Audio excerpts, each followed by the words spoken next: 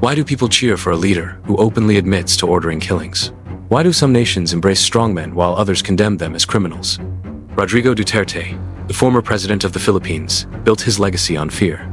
His war on drugs wasn't just a policy, it was a bloodbath. Thousands were slaughtered in the streets, their bodies left as warnings. Yet, his approval ratings soared. Is this justice?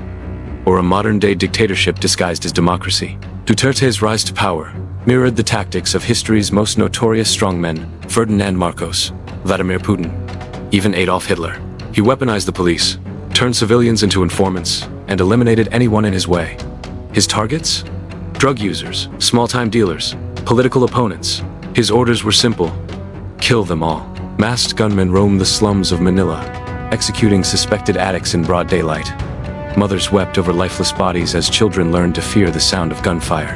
The police, once protectors, became executioners. No trials, no evidence, just bodies piling up in morgues. And the worst part? He bragged about it. In speeches, he laughed about throwing criminals into the ocean, comparing himself to Hitler, saying, "I'd be happy to slaughter them." As the death toll rose, human rights organizations and international bodies condemned Duterte's actions. The International Criminal Court, ICC, launched an investigation into alleged crimes against humanity.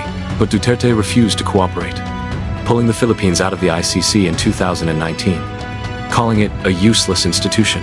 Despite overwhelming evidence, his government denied systematic extrajudicial killings, claiming all deaths were results of legitimate police operations. Meanwhile, families of the victims cried for justice, their voices drowned out by propaganda and state-sponsored intimidation.